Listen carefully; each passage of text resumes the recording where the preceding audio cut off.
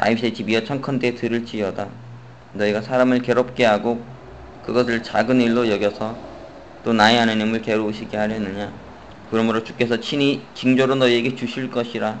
보라, 처녀가 잉태하여 아들을 낳을 것이요 그 이름을 임마누엘이라 하리라. 그 악을 버리며 선을 택할 줄 알 때 미쳐 버터와 꿀을 먹을 것이라. 대저 이 아이가 악을 버리며 선을 택할 줄 알기 전에 너의 미워하는 두 왕의 땅이 패한바 되리라. 여호와께서 에브라임이 유다를 떠날 때부터 당하여 보지 못한 날을 너와 내 백성과 내 아비 집에 임하게 하시리니 곧 아수르 왕에 오는 날이니라. 아멘. 지금 저희는 예수님의 성탄과 관련된 구약의 예언들을 보고 있는데요. 먼저 임마누엘의 예언을 보고 있습니다. 아주 유명한 예언이죠, 그렇죠? 마태가 예수님의 탄생을 놓고 이것이 어떤 예언의 성취냐를 말할 때 임마누엘의 예언을 가지고 왔습니다. 그래서 우리가 임마누엘의 예언이 주어졌던 이사야서 이 본문을 깊이 있게 묵상해 볼 필요가 있죠. 임마누엘 이 예언은 누구에게 주어졌느냐 하면 아하스라는 왕에게 주어졌다고 했습니다. 아하스라는 이름은 그가 무엇을 붙잡다 이런 뜻입니다. 그러니까 이제 하나님께서 아하스에게 이 구원의 징조를 붙들도록 이 하나님을 붙들도록 한 징조를 주겠다 하셨죠. 한 아기를 주겠다고 하셨습니다. 그것을 보면은 내가 너를 구원한다는 확실한 증거니까 이것을 붙들어라. 이거 하나님을 붙들고 징조를 붙들어라. 이런 의미가 있지 않겠습니까? 그런데 아하스는 어땠냐면은 다 붙잡으면서도 하나님만은 붙잡지 않으려고 했습니다. 다 붙잡으면서도 징조만은 붙잡지 않으려고 했고요. 참 아이러니한 일이죠, 그렇죠? 붙잡는 사람인데 그래서 진짜 이름 그대로 이것저것 붙잡을 수 있는 건 다 붙잡아요. 자기 힘과 능력도 의지해 보고 또 아수르라는 이 제국도 의지해 보고요. 그러면서도 하나님은 붙잡지 않죠. 어디까지 하냐면은 그가 이제 그 붙잡은 것들 중에 한 가지 보면은 역대하 23장 보면은 23장이 아니라 역대하 28장입니다. 제가 본문을 읽었었는데요. 한 번 더 봅시다. 역대하 28장 1절부터 4절까지 이렇게 되어 있습니다. 아하스가 위에 나아갈 때 나이 20세라 예루살렘에서 16년을 치리하였으나 그 조상 다윗과 같지 아니하여 여호와 보시기에 정직히 행치 아니하고 이스라엘 열왕의 길로 행하여 바알의 우상을 부어 만들고 또 흰놈의 아들 골짜기에서 분향하고 여호와께서 이스라엘 자손 앞에서 쫓아내신 이방 사람들의 가증한 일을 본받아 그 자녀를 불사르고 또 산단과 작은 산 위와 모든 푸른 나무 아래에서 제사를 드리며 분향한지라. 이 아하스는 어떤 사람이었냐? 본문에 잘 기록되어 있죠. 그렇죠. 조상 다윗과 같지 않았다는 거예요. 다윗 왕을 닮은 다윗 왕과 같은 왕이 됐어야 되는데 그는 그렇지 않았습니다. 정직하게 하나님 앞에서 정직하게 행동하지 않았고요. 거짓됐다는 거죠. 그리고 우상숭배에 빠져들었습니다. 특히 어디까지 하냐면은 흰놈의 아들 골짜기라는 곳에서 이 자녀를 불살라 하나님께 드렸다는 거죠. 이것이 진짜 읽는 것 자체만으로도 끔찍하죠. 여러분이 아들이 있다고 생각해 보세요. 그 아들을 불태워 죽인다는 거, 이거는 참 하기 어려운. 그 아들을 불태워서 이방신에게 바쳤다는 거예요. 우리가 예레미야서 한번 보면은 예레미야서 7장 31절 32절 한번 보십시오.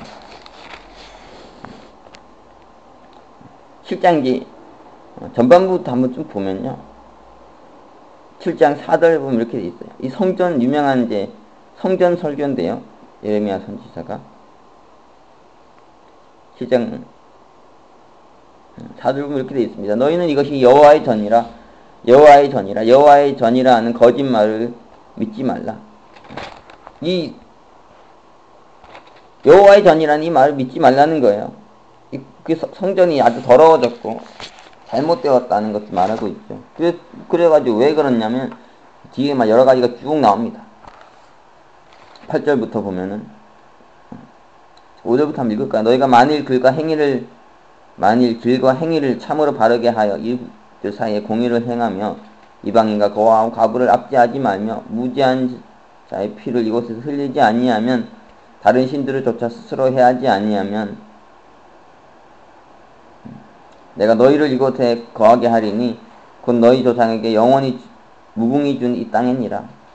그러니까 그들이 올바로 살고 행위를 똑바로 하고요. 이웃 사이에서 공의를 행하고 이방인과 거하와 가부를 압제하지 않고 무지한 자의 피를 흘리지 않고 다른 신을 쫓아 그렇게 살지 않으면은 그 땅을 하나님께 주신 땅을 영원하게 주시겠다는 거죠.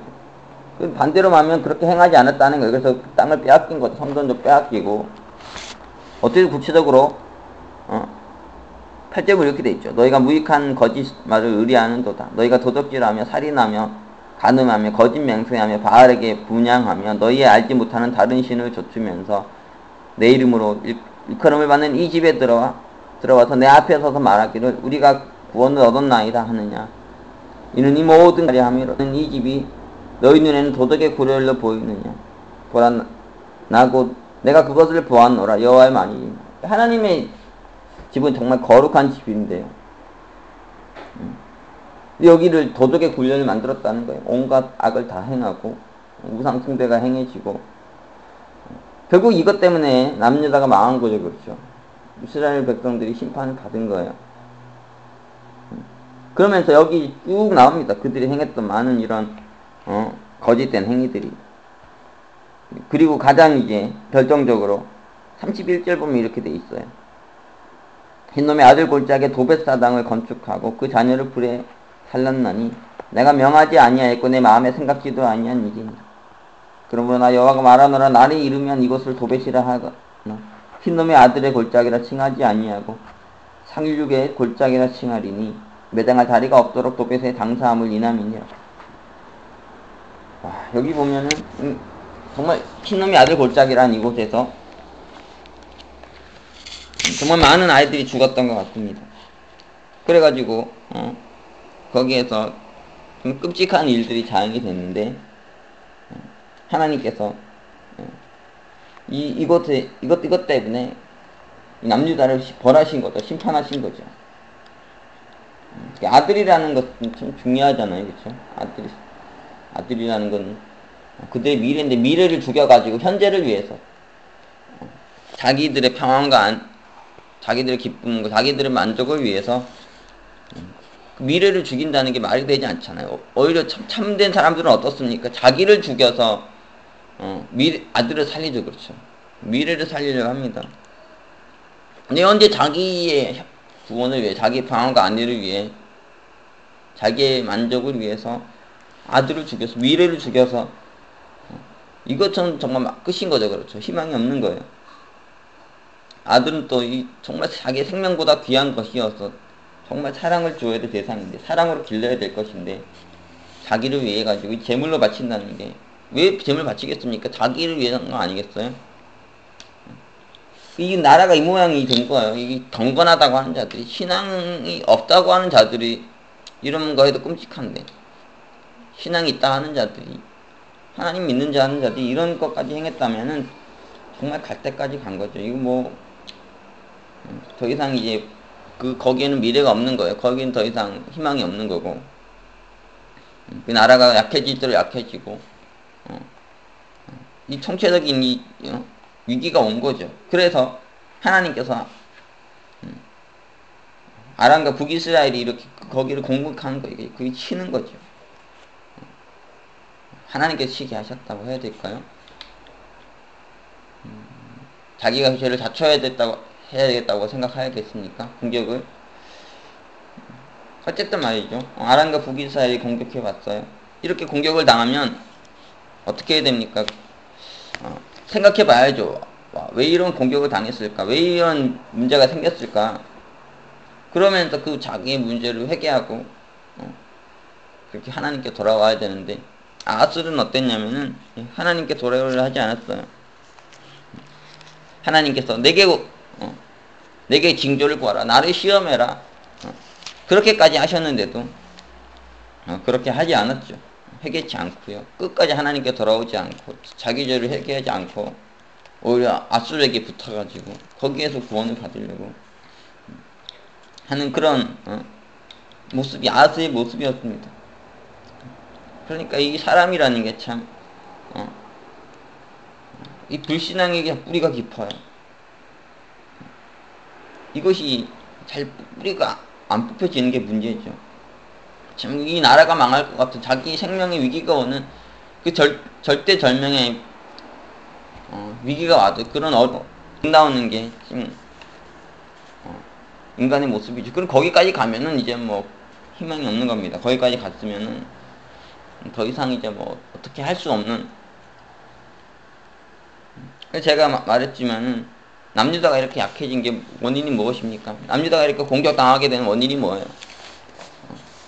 결국은 하나님께 거듭 말하시죠. 그 너희의 두 가지 문제가 있는데, 첫 번째는 우상숭배에 빠진 불경건의 문제고, 그리고 두 번째는 불의의 문제, 부정직하게 행하는 거다. 이 두 가지의 핵심 아니겠습니까? 그것 때문에 나라가 이렇게 된 거예요. 그들의 상황이 이렇게 심각하게 된 거죠. 다른 게 문제가 아니라는 거예요. 그것을 해결하면, 그것을 풀어내면은 다른 것은 문제가 되지 않죠. 다윗 때만 봐도 이스라엘 나라가 계속 약소국으로서 출애굽 이후에 사사기 통해서 이렇게 여호수아 통해서 가나안을 정복하고 이스라엘 백성 가나안에 정착하고 그 이후부터 역사를 쭉 읽어보세요. 그러면은 정말 강대국에 의해 가지고 수없이 시달려요. 수없이 어려움을 겪고, 그리고 그 후에도 뭐 제국들이 일어나가지고 뭐 아수르부터 해서 제국이 본격적으로 드러나잖아요. 바벨론이니 페르시아니 헬라니 로마니 수많은 강대국들이 일어나가지고 막 공격하고, 그런 어려운 상황들, 그러니까 힘든 일들이 많이 있었지만은 이 다윗왕 때 보면요, 다윗이 정말 경건하고 하나님의 볼바로 선 왕이요, 정직하게 행했던 왕이기 때문에 하나님께서 그를 축복하시잖아요. 그래서 이 영토가 막 넓어져요. 그래서 통일 왕국을 이루고 성전을 건축하고, 그리고 이제 솔로몬 때 가지게 가면 이제 막 최고의 영광스러운 역사가 일어나죠. 그런데 왜 나라가 쇠락합니까? 불경건에서 져서 그렇죠. 그가 망가져서 그렇다. 그가 변질되고 잘못됨으로 인해서 나라가 국력이 쇠해지고 이렇게 힘이 약해져가지고 다시 이렇게 수많은 공격과 수많은 이런 위기를 겪는 이런 상황까지 가게 된 거예요. 그러니까 본질이 뭐예요? 이 불신앙이죠. 이 불경건이 문제였다고. 그런데 아하스는 남유다 사람도 어떻냐면 이 문제를 해결치 않는다는 거죠. 이 문제를 뿌리 뽑으려 하지 않고요. 로마서 보면 사도 바울이 이방인의 죄를 말하는데, 이방인의 죄 중에서 가장 본질이 뭐냐? 불경건과 불의를 말하죠. 그 중에서도 불경건을 말하는데, 불경건을 어떻게 표현했냐면 하나님을 마음에 두기 싫어한다 그랬어. 하나님을 마음에 두고 하나님을 감사하고 하나님이 영화롭게 하지 아니하고 우상숭배에 빠지고 성적 타락에 빠지고 도덕적 타락에 빠지고 그런 거 지속하고 있지 않습니까? 이방인의 죄가 그렇다는 거. 이방인의 문제가 하나님 마음에 두기 싫어해요. 근데 이방인만 그렇습니까? 유대인들도 마찬가지죠. 유대인들이 가지고 있는 죄를 바울이 지적하면 뭐라고 합니까? 너희들이 할례는 마음에 받아야 되는데, 마음이 할례를 행해야 되는데, 그래서 이 마음을 하나님 믿어야 되는데 표면적으로 믿는다는 거예요. 껍데기만 하는. 그들 안에도 문제가 뭐예요? 유대인들 안에도 동일한 문제입니다. 그들은 하나님을 절대로 마음에 두지 않으려고 그래요. 하나님 마음으로 믿지 않으려고 합니다. 그냥 종교적으로, 그냥 문화적으로 하나님을 믿고 섬기려 하지, 껍데기만 그냥 형식적으로 이렇게 믿으려 할 뿐이지. 그래서 이 예레미야 선지자도 어떠냐면은 이스라엘 백성들에게 이 마음의 할례를 강조해요. 예레미야서 4장 4절 한번 보십시오. 예레미야서 4장 4절 보면은 이렇게 돼 있죠. 유다인과 예루살렘 거민들아, 너희는 스스로 나 여호와께 속하라. 그렇지 않으면 너희 행악을 인하여 나의 분노가 불같이 발하여 사르리니 그것을 끌 자가 없으리라. 하나님께서 뭘 요구하십니까? 마음의 가죽을 메고 여호와께 속하라는 거예요. 마음의 할례를 행해야 된다는 거죠. 너희 안에 문제가 뭐냐? 너희가 뭐가 문제냐? 이 마음이 잘못됐다는 거예요. 마음에 죄가 가득하고 마음에 하나님 두려워하지 않고 이게 문제라는 거죠. 그리고 이거에 할례를 행해야 된다는 거예요. 9장 26절에도 마찬가지 똑같은 말씀이 나오는데요. 이렇게 되어 있습니다. 곧 애굽과 유다와 에돔과 암몬 자손과 무압과 및 광야에 가여 그 머리털을 모지게 깎은 자들에게라. 대저 열방은 할례를 받지 못하였고 이스라엘은 마음의 할례를 받지 못하였느니라 하셨느니라. 여기 보면은 이스라엘 백성들에게 뭐가 문제라고 합니까? 마음의 할례를 받지 못했다는 거예요. 그들의 마음이 죄로 가득하고 거기에 하나님이 계시지 아니하고 하나님 마음 믿지 아니하고 이게 문제라는 거죠. 그것 때문에 나라가 잘못되고 망하는 거예요. 우리의 신앙도 위기를 겪고 우리의 삶도 위기를 겪는 거죠. 에스겔 선지자도 똑같은 얘기를 합니다. 에스겔서 한번 보세요. 에스겔서 44장인데 이건 회복된 성전에 대한 예언입니다. 에스겔서 44장 7절 9절이요. 거기에서 하나님이 묵을 요구하시는 회복된 성전에서 이스라엘 백성들에게 하나님 백성들에게 요구한 게 무엇이냐.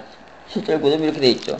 대저 너희가 마음과 몸의 할례를 받지 아니한 이방인을 데려오고 내 떡과 기름과 피를 드릴 때 그들로 내 성소 안에 있게 하여 내 전을 더럽힘으로 내 모든 가증한 일 외에 그들이 내 언약을 위반케 하는 것이 되었으며 마음과 몸의 할례를 받지 않고 하나님의 성소에 들어오면 안 된다는 거죠. 이거 할례가 돼야 된다는 거예요. 9절에 나 주 여호와가 말하노라. 이스라엘 족속 중에 있는 이방인 중에 마음과 몸이 할례를 받지 않은 이방인은 내 성소에 들어오지 못하지. 이스라엘 족속 중에도 말이에요. 이 할례를 받지 않은 자들이 있다는 거죠. 그 마음이 할례 받지 아니한, 마음의 죄가 청산되지 않은, 마음으로 하나님 믿지 않은 자들이 있다는 그 이방인과 똑같다는 거죠. 그들은 내 성소에 들어오지 못한다는 거예요. 그들은 들어올 수 없고 마음의 할례를 받아야 된다. 이것을 거듭거듭 강조하고 있죠. 그래서 이 하나님을 믿어야 돼. 하나님 정말 마음으로 믿고 마음으로 섬기는 이런 신앙의 회복이 와야 되죠. 이 영적인 회복입니다. 신앙의 회복이 와야 돼. 종교개혁이 일어나야 되죠. 그렇죠. 부흥이 일어나야 되고요. 특히 어떨 때 이렇게 부흥이 일어날 수 있습니까? 회복이 일어날 수 있습니까? 뭐 잘할 때도 그렇지만 특히 우리가 위기에 빠졌을 때, 우리가 정말 심각한 난 어려운 상황에 처했을 때, 고통 가운데 있을 때, 오히려 그때 우리가 더 신앙의 회복을 체험할 수 있고 부흥을 체험할 수도 있어요. 왜? 우리가 또 그때 우리 죄를 돌아보고 우리 마음의 할례를 행하고, 그래서 이렇게 하나님께 나오게 되면은 하나님께서 그 놀라운 일을 행하시니까요. 그런데 아하스는 뭐라고 하냐면은 이사야서 7장 12절 보면 이렇게 말하죠. 하나님께서 징조를 구하라 하시는데 내가 너희를 구원하겠다. 내가 아하스 너를 구원해 남유다를 구원하게 이스라엘을 구원하겠다 하시는데 뭐라고 합니까? 나는 구하지 않겠나이다 이렇게 말해요. 나는 여호와를 시험치 않겠나이다. 나는 징조를 안 구하겠고 하나님이 시험하지 않겠다는, 이 말은 난 하나님 안 믿겠다는 거죠.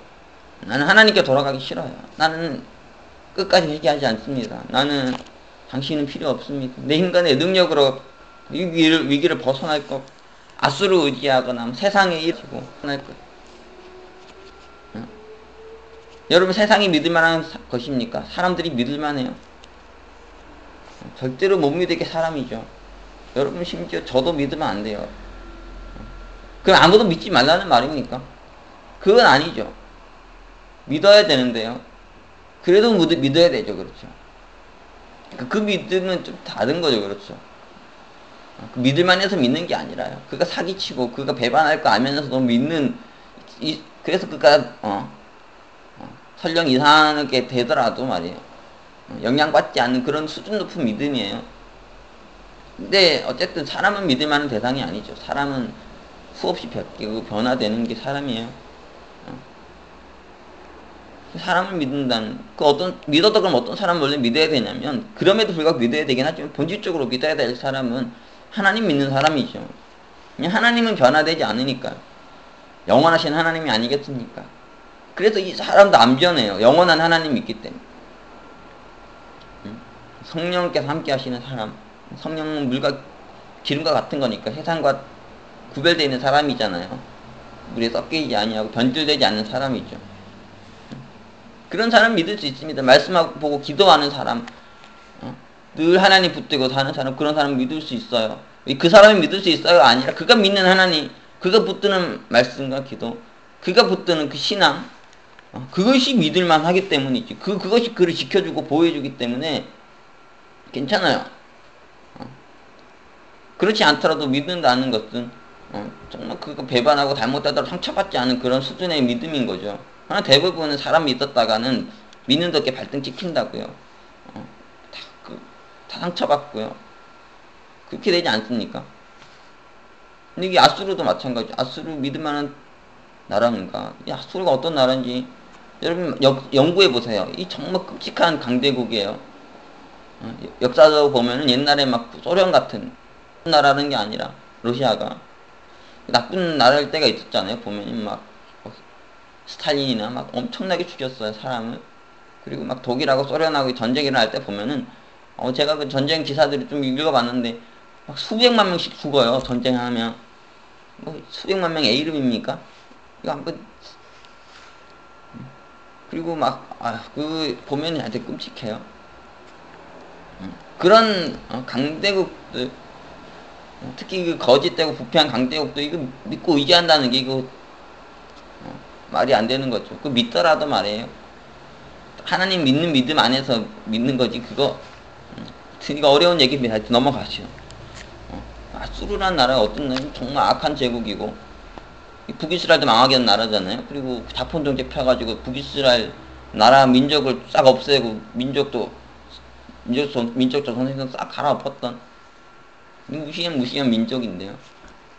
그리고 막 그들이 남긴 여러 가지 보면은 전쟁했을 때 다 죽여도요, 노약자나 어린이나 여자나 특히 임신한 여자 이런 사람들은 죽이지 않고 살려주는 그런 것이 이제 그렇게 악해도요, 기본적으로 이런 건 지키고 살았던 것이 있었는데, 아수르 어느 정도였냐면은 애 베고 있는 그 아녀자의 배를 그냥 창을 찔러 죽이고 애들을 막 칼로 그냥 쳐 죽이고, 이 정도로 무시무시했던 그런 악명 높은 그런 강대국이었어요. 여기 믿고 이거 붙들고 구원 받겠다고 하는 게 말이 됩니까? 여러분, 세상에 사람들 믿고 세상에 뭐 믿는다는 거 임기응변이죠. 급하니까 급한 부 끌려고 믿긴 하는 건데 그거 참 위험한 일인데요. 넘어갑시다. 이거 정말 말하자면 길어져요. 믿을 거 믿어야죠. 그렇죠. 하나님께 돌아와야 되는데 하나님 믿지 않고 자꾸 세상을 믿어요. 세상을 얘기하는 게 아니에요. 믿더라도 하나님 먼저 믿으라는 거지. 하나님 똑바로 믿고 의지하고 신뢰하면서 그래도 하나님을 따라서 믿어야 되죠. 그렇죠. 하나님께서도 보면은 이 북이스라엘과 이 아람 남유다를 공격하는데 아하스가 그 위기가 되니까 아수르한테 같이 붙어가지고 구원을 받으려고 하지 않습니까? 아수르 힘을 빌리려 했어요. 그런데 실제로 하나님께서 남유다 구원하실 때 이 위기에 빠진 남유다, 북이스라엘과 아람으로 공격당하는 힘들어하는 이 부활절 때 어떻게 했냐면은 아수르 사용하셨거든요. 그렇죠? 아수르 사용했어요. 하나님도 그 생각이 있으신 거죠. 그렇죠? 그 아람과 북이스라엘을 심판하고 남유다 구원할 수 있는 길은 아수르밖에 없다는 생각을 하나님도 하시는 거예요. 이 나쁜 제국이긴 하지만 그래도 말이죠. 이 똑같잖아요. 결국 보면 아수도 같아, 아수랑 붙었는데 하나님도 아수를 쓰시니까. 하지만 다르죠. 그렇죠. 이 뭐 똑같은 모양이긴 하지만 본질이 틀린 거예요. 그러니까 아스가 인간적으로 머리 굴려가지고 아스한테 빌붙어서 그렇게 하려는 게 아니라 하나님 믿는 믿음 안에서 나라를 구원하고 백성을 살릴 길을 찾아야 되는데 이게 회복이 안 되죠. 그렇죠. 징조를 구하라고 하는데도 안 구합니다. 나를 시험하라고까지 하시는데 안 구해요. 우리가 사사기 보면은 사사기 6장에 미디안이 이스라엘 공격하는 그 기록이 있죠. 미디안이라는 나라도 그렇게 거대한 강대국은 아니었지만 그래도 이스라엘보단 강했습니다. 그래가지고 수십만의 군대를 10만이 넘는 군대를 끌고 와가지고 남유다를 이스라엘을 공격하죠. 그때는 남유다가 분열되지 않으니까 이스라엘입니다. 이스라엘을 공격해 들어왔는데 그 사람들이 막 수없이 그 시달리면서 뭐 어떨 때만 들어오냐면 막 이렇게 추수 때만 되면은 그 먹고서 살아야 될 그때 치고 들어와가지고 그거 쏙쏙쏙 훔쳐서 가는 거예요. 얼마나 이게 못됐습니까? 그 이스라엘 백성들이 고통이 너무너무 컸어요. 그래서 막 울부짖습니다. 하나님 우리를 구원하소서, 우리를 구원하소서.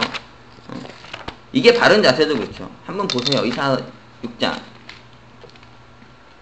6장 1절부터 이렇게 되어 있습니다. 이스라엘 자손이 또 여호와의 목전에 악을 행하였으므로 여호와께서 7년 동안 그들을 미디안의 손에 붙이시니 미디안의 손이 이스라엘을 이긴지라.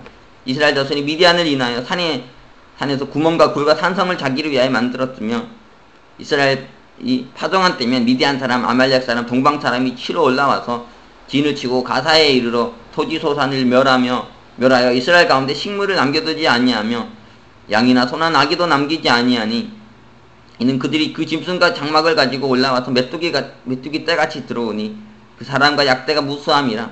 그들이 그 땅에 들어와 멸하려 하니 이스라엘이 미디안에 인하여 미약함이 심한지라.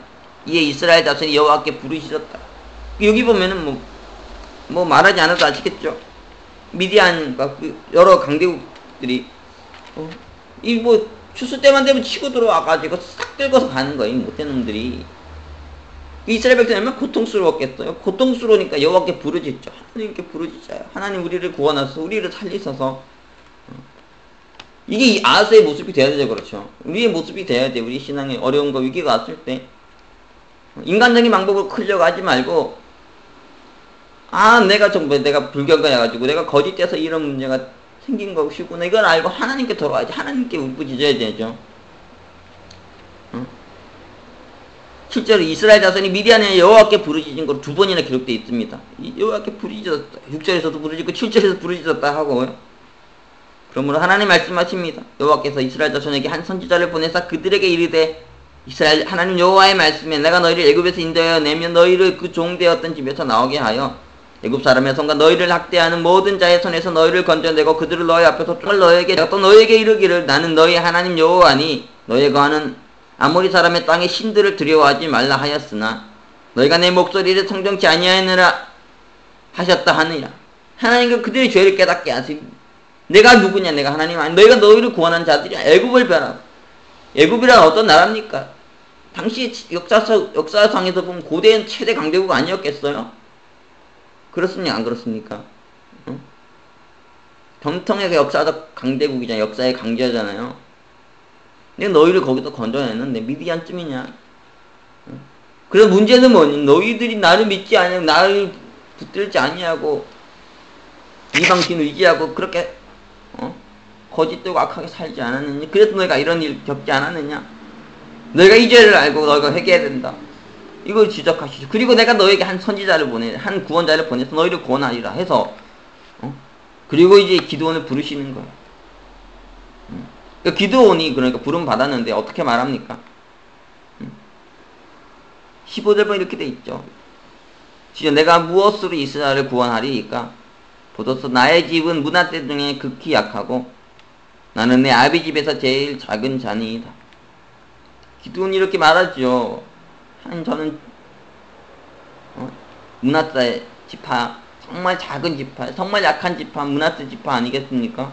그리고 그 지파 중에서도 가장 작은 자예요. 제가 어떻게 미디안으로부터 우리 백성을 구원하겠습니까? 제가 어떻게 할 수 있겠습니까? 그러니까 하나님 뭐라고 하십니까? 여호와께서 그에게 이르시되 내가 반드시 너와 함께하리니 내가 미디안 사람 치기를 한 사람 치하리라. 여기도 임마누엘이죠. 그렇죠. 내가 너와 함께하겠다는 거예요. 그래서 너를 통해서 내가 너를 이스라엘 백성들을 구원하리라. 미디안으로부터 구원하리 나시죠. 그러니까 기드온이 뭐라고 합니까? 기드온이 그에게 대답하되 17절 내가 주께 의제를 얻었사오면 나와 말씀하시니까 주 되시는 표징을 내게 보이소서. 하나님 시험합니다. 하나님 그러면 제가 믿겠나이다. 하나님 이거 기뻐하셨죠. 네가 나 시험하냐? 나한테 징조 달라고요?